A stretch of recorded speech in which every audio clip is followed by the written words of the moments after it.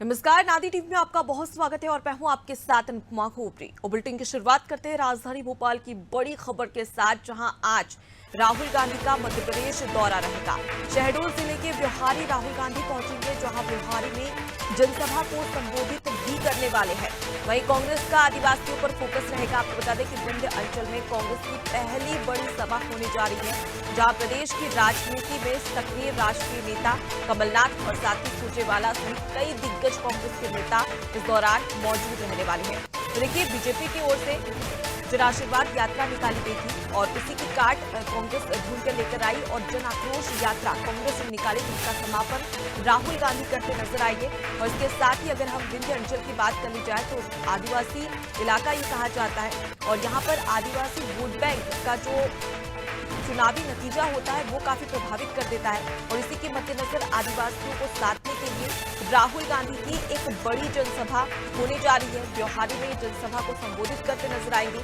और इसके साथ ही आपको बता दें कि शहडोल जिले के ब्योहारी राहुल गांधी पहुंचेंगे, जहां ब्योहारी में जनसभा को संबोधित किया जाएगा। वहीं पर इस दौरान प्रदेश की राजनीति में सक्रिय राष्ट्रीय नेता कमलनाथ और साथी सुरजेवाला के साथ कई दिग्गज नेता इस दौरान मौजूद रहने वाले हैं। देखिए, तैयारियां पूरी की जा चुकी हैं और चुनावी शंखनाद हो चुका है। इसके साथ ही अगर बात कर ली जाए तो बीजेपी ने अपनी चारों लिस्ट जारी कर दी है प्रत्याशियों की, जहां पर 136 नाम वो हैं जो कि साफ हो चुके हैं कि कौन कहां पर चुनाव लड़ेगा और 94 प्रत्याशियों की लिस्ट अभी आना बाकी है। लेकिन वही कांग्रेस की स्थिति देखी जाए तो माना जा रहा है कि 15 अक्टूबर तक कांग्रेस भी अपने प्रत्याशियों के चेहरे साफ कर देगी। लेकिन उससे पहले कांग्रेस की ओर से तमाम जो तैयारियां की जा रही है वो साफ तौर पर देखने को मिल रही है, जहां शहडोल जिले के ब्योहारी राहुल गांधी पहुंचेंगे, जनसभा को संबोधित किया जाएगा। और इसके साथ ही तमाम तैयारियां भी की जा रही है, जहां पर कांग्रेस के कई ऐसे दिग्गज नेता है जो कि इस जनसभा में शामिल होंगे।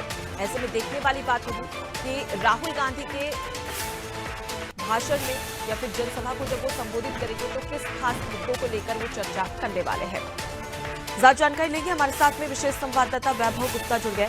वैभव, शहडोल जिले के ब्योहारी राहुल गांधी पहुंचने वाले हैं। तैयारियों को लेकर अगर बात की जाए तो किस प्रकार की तैयारियां की जा रही है? और फिलहाल अगर हम बात करें तो शहडोल वो इलाका है जो कि आदिवासी वर्ग जहां पर यहाँ ज्यादा संख्या मानी जाती है। ऐसे में आदिवासी वर्ग को साधने के लिए किन मुद्दों को लेकर राहुल गांधी चर्चा कर सकते हैं?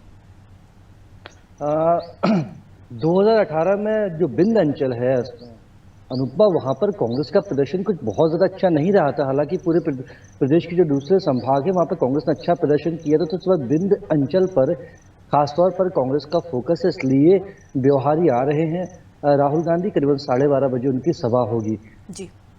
तैयारियां पूरी हो चुकी हैं सभा को लेकर, क्योंकि जिस तरह से हमने देखा कि इससे पहले राहुल गांधी जब काला पीपल पहुंचे थे तब उन्होंने आदिवासी वोट बैंक की बात की थी। अब वो आदिवासी अंचल में आने वाले हैं, जहां आदिवासियों को लेकर जिस तरह से मामले हमने देखे हैं, चाहे वो पेशाब कांड हो, चाहे आदिवासी से जुड़े हुए अन्य मामले हैं, उन मामलों पर जरूर राहुल गांधी का फोकस रहेगा। अपनी सभा में जरूर उन मुद्दों पर चर्चा करेंगे।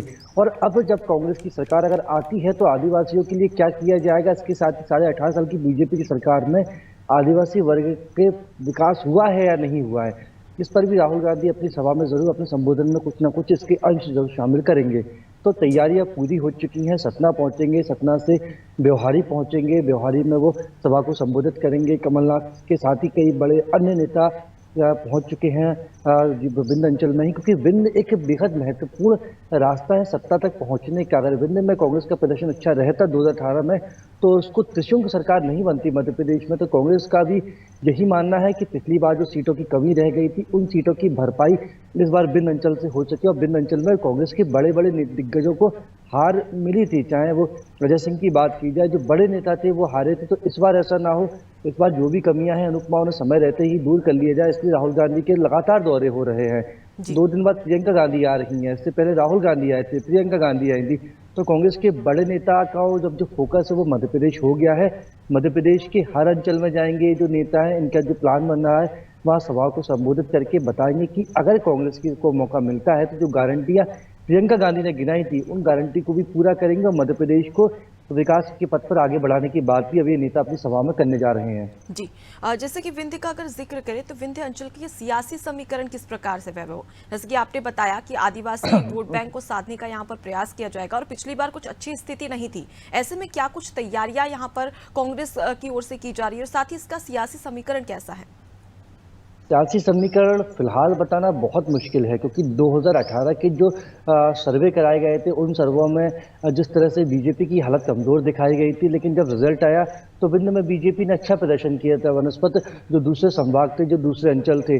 तो विंध्य से बिल्कुल सटीक जानकारी लेकर आना एक बेहद मुश्किल हो जाता है, क्योंकि जिस तरह से वहाँ पर जो चुनावी मुद्दे होते हैं वहाँ लोकल मुद्दों पर ज़्यादा मतदान होता है, इसलिए बीजेपी ने खासतौर पर फोकस किया। इसलिए देखिए आपका रीवा विंध्य से ही आने वाले राजेंद्र शुक्ला को हाल ही में जब कैबिनेट विस्तार हुआ तो उनको मंत्री पद दिया गया, उनको चुनावी मैदान में भी उतारा जा रहा है। प्रीति पाठक जो कि सांसद हैं उन्हें भी विधायक का टिकट दिया गया है, विधानसभा का टिकट दिया गया है, वो भी चुनावी मैदान में नजर आएंगी। तो बीजेपी ने अपने सभी दिग्गजों को इस बार चुनावी मैदान में उतार दिया। जो सूची आई है 4 अब तक बीजेपी के रूप में, उनका अगर आकलन किया जाएगा तो बीजेपी ने अपने सभी दिग्गजों को ही मैदान में उतारा है, चाहे वो शिवराज सिंह चौहान, नरोत्तम मिश्रा, भूपेंद्र सिंह, और ऐसा लग रहा था कि कुछ लोगों के टिकट काटे जाएंगे, लेकिन फिलहाल ऐसी कोई स्थिति नहीं है। सभी जो दिग्गज है वो चुनावी मैदान में नजर आएंगे। अब कांग्रेस को देखना है कि कांग्रेस को अपने टिकटों का ऐलान कब करना है, क्योंकि कमलनाथ ने कहा था 6 महीने पहले, दिग्विजय ने कहा था 2 महीने पहले, और अब आचार संहिता लग चुकी है कल से, अब तक टिकटों का ऐलान नहीं हुआ। ऐसा माना जा रहा है कि 15 तारीख के बाद कांग्रेस टिकटों का ऐलान करेगी, जहां एक और कांग्रेस कहती थी कि हम अपने जो प्रत्याशी रहेंगे उन्हें ज्यादा से ज्यादा वक्त देंगे, लेकिन अब वक्त ही नहीं बचा और अब तक टिकटों का ऐलान नहीं हो पाया। जी बिल्कुल, तो ऐसे में सवाल भी उठते हैं क्योंकि बीजेपी एक और 136 प्रत्याशियों को चुनावी मैदान में उतार चुकी है, चेहरे साफ हो चुके हैं, लेकिन वहीं पर कांग्रेस में अभी भी संशय की स्थिति बनी हुई है। मैं आपके पास लौटूंगी वैभव, आगे भी आपसे बड़ी खबर पर अपडेट लेंगे। तो राहुल गांधी आज मध्य प्रदेश दौरे पर रहेंगे, जहां पर वो ब्योहारी पहुंचेंगे और जनसभा को संबोधित भी करने वाले हैं। ऐसे में देखने वाली बात होगी कि किन खास मुद्दों पर राहुल गांधी का फोकस रहेगा। अगली बड़ी खबर की ओर रुक कर लेते हैं। राजधानी भोपाल से एक और बड़ी खबर आप तक पहुंचा रहे हैं, जहां कांग्रेस ने सीईसी की बैठक बुलाई है। 13 और 14 अक्टूबर को ये बैठक होगी, जहां दिल्ली में 2 दिन टिकट पर मंथन भी होगा। 15 अक्टूबर को कांग्रेस लिस्ट जारी करेगी, जहां बीजेपी के ऐलान के बाद कांग्रेस में मंथन तेज हो गया है। साथ ही 150 नाम जारी करने की तैयारी में इस दौरान कांग्रेस जुटी हुई है। तो मंथन का दौर 13 और 14 अक्टूबर को होगा, जहां पर किस प्रकार से प्रत्याशियों को खड़ा किया जाएगा, कौन से प्रत्याशी होंगे, वो चेहरे साफ करने के लिए कांग्रेस की ओर से लगातार मंथन शुरू होने वाला है। सीधे रुक कर लेते वैभव लगातार हमारे साथ में जुड़े हुए। वैभव, कांग्रेस में मंथन का दौर जारी है। लगातार देखा जा रहा था कि दिल्ली में भी कई सारी बैठकें हुई, जहां पर प्रत्याशियों को लेकर चर्चा की गई थी। एक बार फिर से अब बैठक होने जा रही है। अब तक चेहरे साफ नहीं हो पाए हैं, ऐसे में क्या स्थिति समझी जाए कांग्रेस की? अनुपमा, चेहरे तो साफ है, नाम तय है, लेकिन अब जो प्रक्रिया होती है इस प्रक्रिया को फॉलो किया जा रहा है। इससे 2 दिन पहले भी सीईसी की बैठक हुई थी दिल्ली में। बैठक के बाद कमलनाथ बाहर निकले थे, उन्होंने मीडिया इंटरव्यूज में कहा था कि नामों पर लगभग 130 से 140 नामों पर चर्चा हुई है, हम अगले एक बार फिर से बैठेंगे, उसके बाद नामों का ऐलान कर देंगे। ऐसा माना जा रहा है कि प्रतिपक्ष खत्म होते ही कांग्रेस अपनी सूची का ऐलान कर देगी। कांग्रेस का जो सर्वे है, क्योंकि 11 जगह से इनपुट लिया है कांग्रेस ने, कमलनाथ ने सर्वे कराया है, पार्टी स्तर पर सर्वे किया है, करीबन 5 सर्वे कराए गए हैं। इसके अलावा स्थानीय स्तर पर कार्यकर्ताओं से चर्चा करने के बाद कई सिंगल नाम आए हैं, कई सिटिंग विधायकों को एक बार फिर से मौका दिया जाएगा। कई सिटिंग विधायक ऐसे हैं, करीबन 4 से 5 विधायक ऐसे हैं जिनकी रिपोर्ट ठीक नहीं है, तो उनका नाम हो सकता है सूची से काट दिया जाए। तो 2 दिन की बैठक होगी, 13, 12 और 13 तारीख को सीईसी की। सभी दिग्गज बैठेंगे। मध्य प्रदेश से ओमकार सिंह मार्कम सीईसी में शामिल है। इसके साथ क्योंकि मध्य प्रदेश को लेकर बैठक होगी, तो मध्य प्रदेश की ओर से कमलनाथ भी जाएंगे, तो प्रभारी जो सुरजेवाला वो भी इस बैठक में पहुंचेंगे, क्योंकि 5 राज्यों में चुनाव होने हैं और 5 राज्यों के लिए ही प्रत्याशियों के नामों पर चर्चा की जानी है।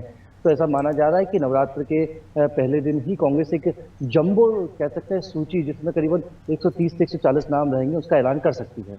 जी बिल्कुल, तो अब ऐसे में देखने वाली बात होगी कि कितने प्रत्याशियों को यहाँ पर चेहरे साफ कर पाती है कांग्रेस। फिलहाल के लिए मैं आपके पास लौटूंगी वैभव, आगे भी आपसे बड़ी खबर पर अपडेट लेंगे। तो कांग्रेस की ओर से अब मंथन का दौर शुरू हो चुका है, सीईसी की बैठक होने वाली है और बैठक के बाद में चेहरे माना जा रहा है कि 150 प्रत्याशियों के चेहरे साफ हो चुके हैं कि कहाँ कौन लड़ने वाला है। बस इसका जिक्र करना और इस लिस्ट को लोगों के सामने पेश करने की देरी है।